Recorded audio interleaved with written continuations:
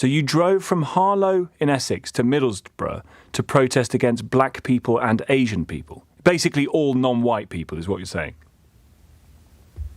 Yeah, because they're the main issue. All non-white people are the main issue. Well, from what I'm seeing. What are you seeing?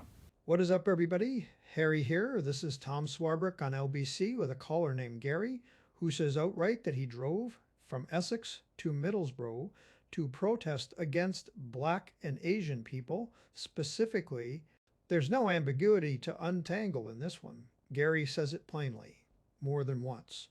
What's worth watching is how Swarbrick handles it, not with outrage, but by calmly getting Gary to state his own numbers, his own contradictions, and his own sources, and letting those speak for themselves. Get subscribed if you want breakdowns like this. Let's get into it.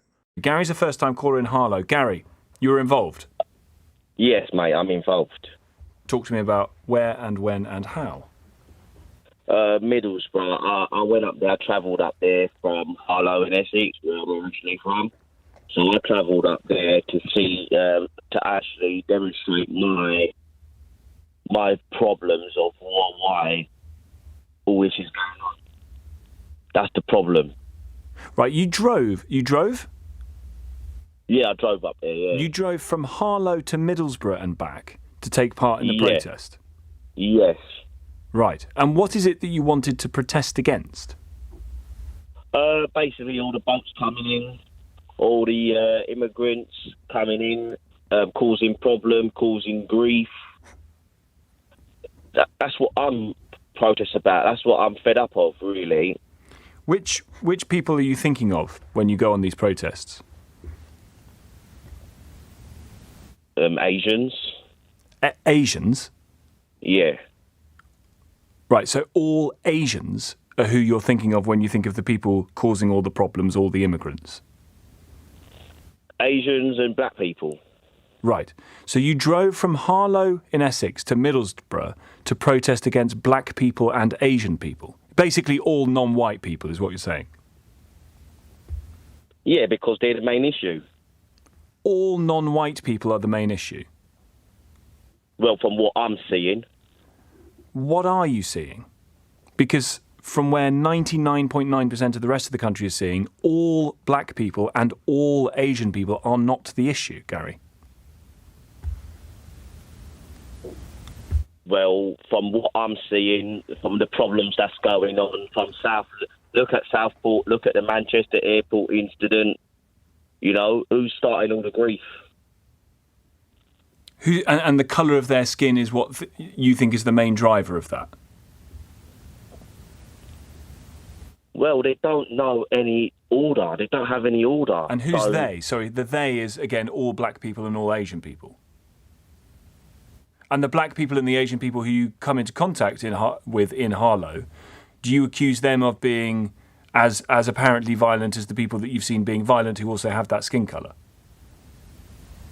No. So it's not all black and Asian people then, is it? No. Right. So when you went up from Harlow to Middlesbrough to protest all black and all Asian people, you don't actually mean that, do you? You mean something else. Well, that's what I mean. Those are the main culprits. Of what? That's what I mean. The main culprits of what? Causing a lot of grief. And there are no white people who have caused a lot of grief. Like, for instance, the people going to protest in some parts of the country like Middlesbrough. Well, they're just protesting their anger. But again, sir, they're also causing a trouble, aren't they? Those white people protesting their anger. They're also burning shops, looting, kicking people's heads in, throwing bricks at the police, aren't they? So are they also causing trouble? Yes. Right. So it's not just that non-white people cause all the trouble. We agree that white people cause trouble too, don't we? Yes, we do, yeah. What did you drive up from Essex to Middlesbrough to do again? To demonstrate my anger towards what's going on with a lot of the immigration rules. A lot of immigrants are coming in on the boats, and predominantly they're coming in from Middle Eastern Asian countries. But why do you need to make this an issue of skin colour, Gary, when you've just come on the radio to agree that, of course, not all black people cause problems, or all Asian people, and indeed some white people cause problems too? Why do you need to make it about skin colour? I'm not making it about skin colour, but they're projecting the wrong image. You rang up and said the reason you went on this protest is to protest against black people and Asians. All blacks and all Asians is what you said. Well, 95% of them are problematic people. How did you get to 95%, sir? It's been proven statistics. Where? Who? Show me. Tell me. You got in the car and you drove all those hours up to Middlesbrough to go and protest something that you can't evidence, for which there is no evidence to say they're 95% of the problem. Well, this is what I've read. Where? On the internet, I've read it. On the internet, I've read it. And do you take what you've read on the internet that 95% of black and Asian people are the problem? You take that as a fact? Well, that's what I think. Yeah. And why do you think that? Because you believe it? Because look at Southport. Look who was the culprit in Southport? Who was the culprit in Manchester?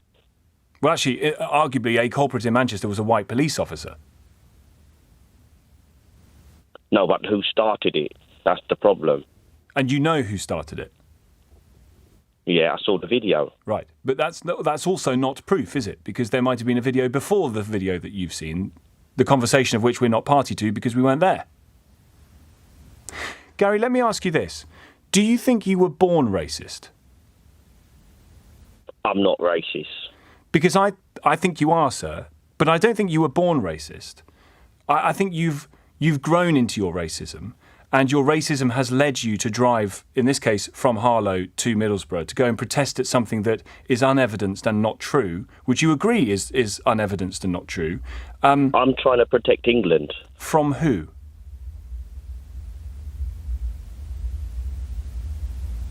From the invasion of illegal migrants. Maybe some people don't see that, but I see what's going on. Well, with respect, I think what you see and other people not seeing I think people see what you see but don't come to your conclusions, Gary. There is a problem with small boats arriving.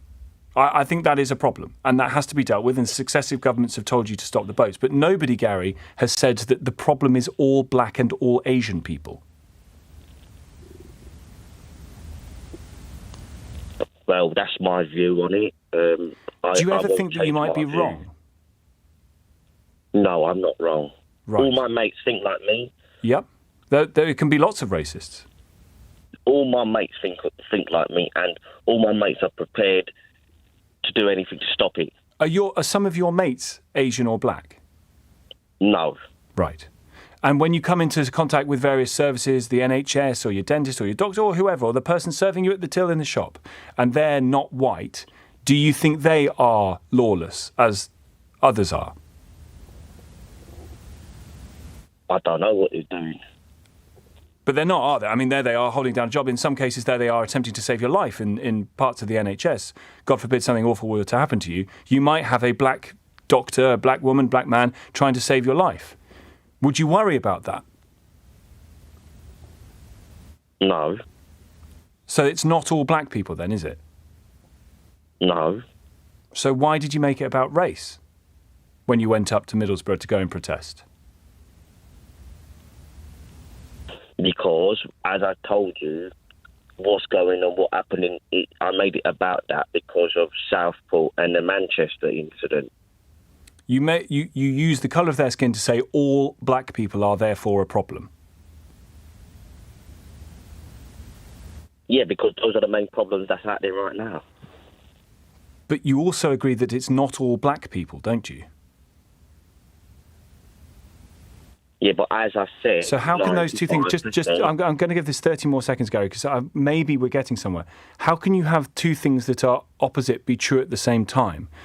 It is all black people, and it isn't all black people. How can you hold both of those things to be true? Either it's one or the other. Which do you think it is?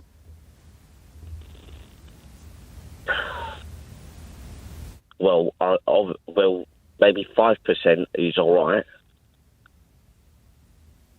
Maybe 5%. If that. Right. But the other 95% are wrong ones, mate. And you get to the 95% figure because you read it on the internet? Yes, I did, yeah. Do you think you should be arrested? No, for what reason? Well, what did you get involved in Middlesbrough?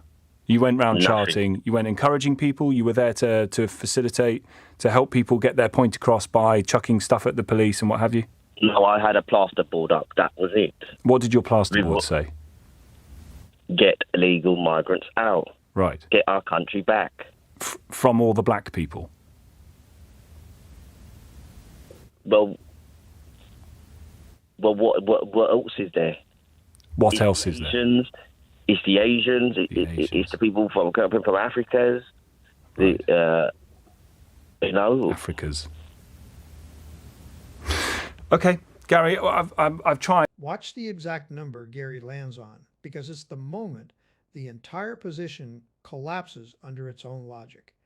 Swarbrick doesn't call him anything, doesn't editorialize, just keeps asking questions until Gary is forced to reconcile two things he said that can't both be true, that all black and Asian people are the main issue, and moments later that his own black and Asian acquaintances, doctors, and colleagues aren't part of that problem at all.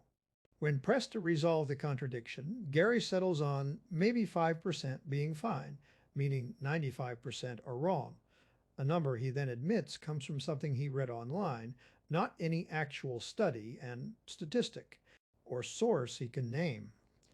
That sequence is worth remembering as a method more than a moment. Asking someone to state their belief as a precise number is often what actually exposes it, in a way that arguing about the feeling behind it never quite does. The exchange about Southport and Manchester is worth flagging separately, because it's the one moment where Gary reaches for something resembling evidence rather than assertion. Swarbrick's response isn't to dismiss the events themselves. Is to point out that citing two specific incidents doesn't support a claim about 95% of an entire population, and that the video Gary saw of one incident doesn't establish everything that led up to it. That distinction matters beyond this specific call. Real, specific events can be true and still not support the sweeping statistical claims someone builds on top of them, and the size of the leap between this happened and therefore this. Percentage of people are the problem is usually where these arguments actually fall apart. The moment where Gary is asked directly whether he thinks he was born racist and says no is worth sitting with too, because his own account of how he arrived at his views, reading it online, having friends who all think the same way, none of them being black or Asian themselves, describes an environment that reinforced a belief rather than tested it. That's not a diagnosis of Gary specifically, since none of us were in the room for how he actually got there. But it's a pattern worth being alert to in general. A belief that's only ever encountered agreement, never friction, tends to feel more certain than the evidence underneath it actually justifies.